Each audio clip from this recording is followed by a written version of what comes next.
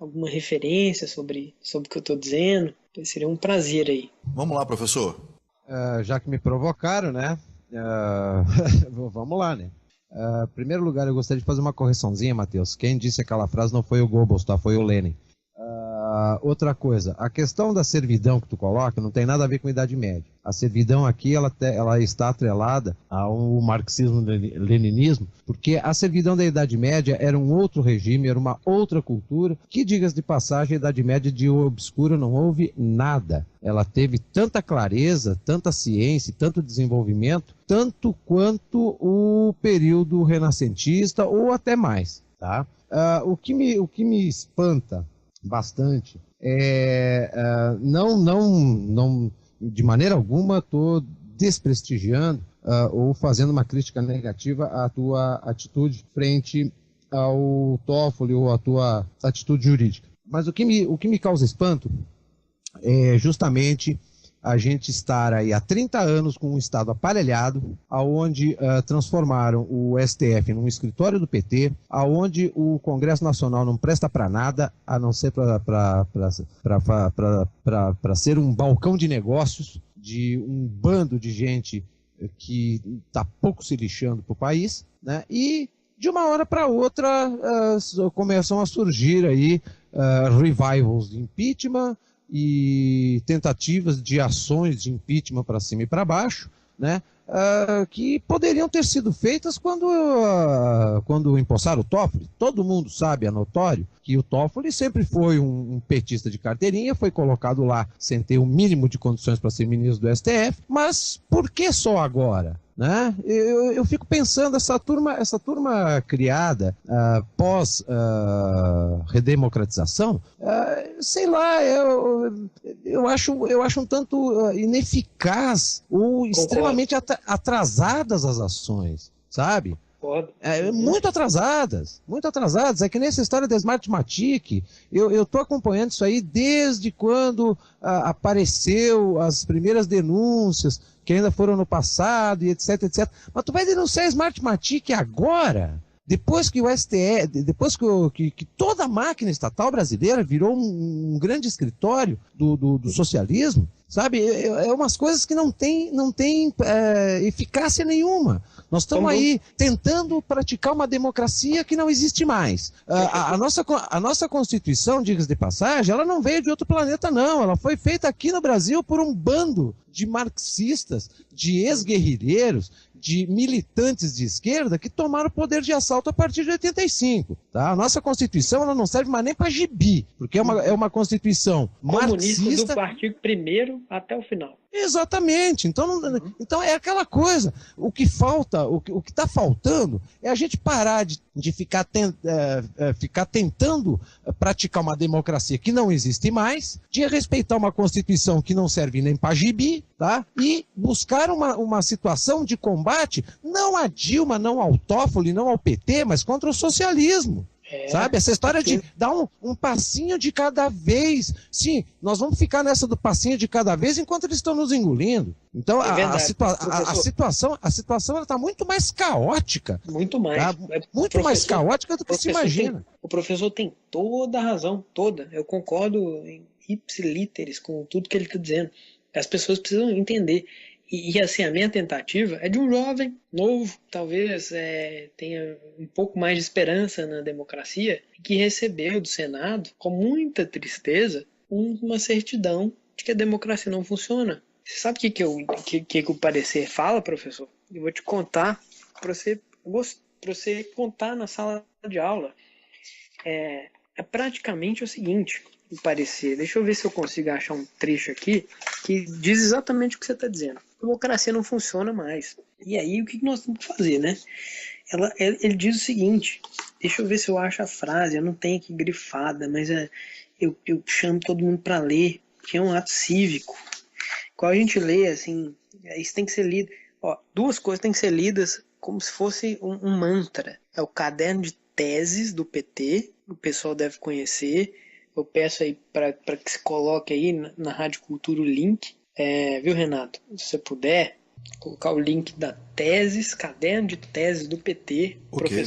professor Mal deve conhecer já. Esse caderno de teses, Matheus, para o teu conhecimento, esse caderno de teses aí, ele foi elaborado na última reunião do Foro de São Paulo e eu já tenho ele muito antes de sair como caderno de teses. O problema é que quando a gente tem essas informações e fala, chama a gente de maluco. Né? Aí tem que aparecer meia dúzia de popstar aí, sensacionalista, dizendo que o comunismo está nos tomando conta. Aí todo mundo vai atrás. É que quando a gente fala comunismo, a pessoa fala assim, esse pessoal é radical, tal.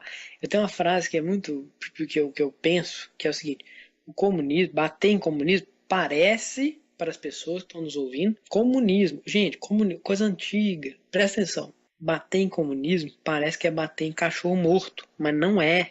O cachorro está vivo e o cachorro morde, tá? Está mais vivo do que você pensa.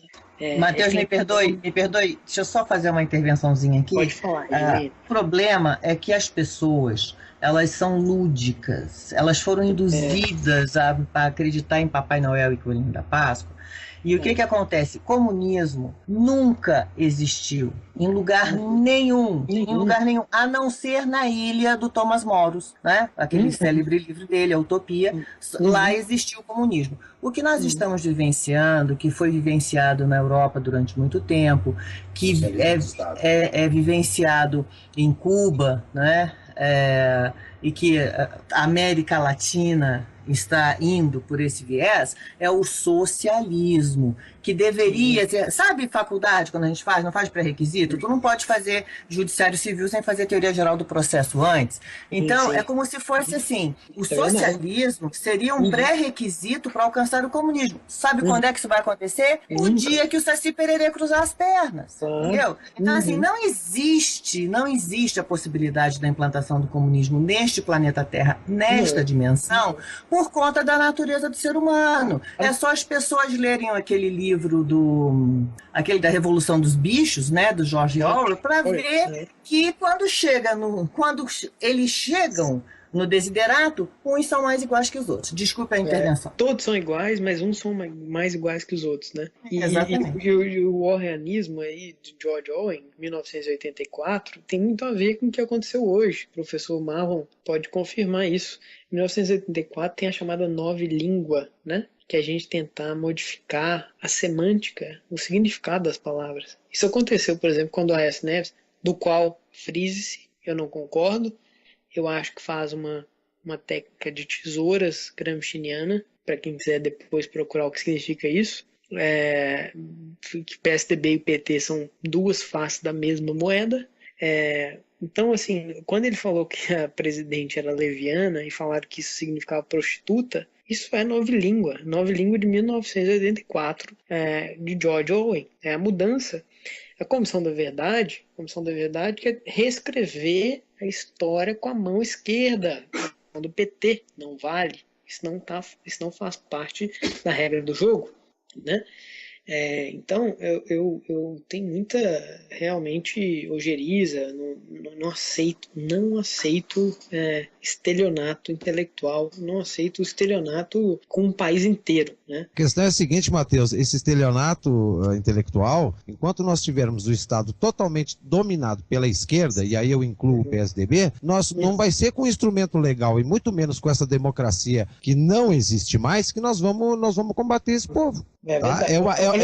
É uma ingenuidade nossa achar que as nossas instituições funcionam. Funcionam nada. A nossa legislação, ela é vigente, ela funciona para quem acredita em Papai Noel. É para inglês ver, quem acredita em Papai Noel.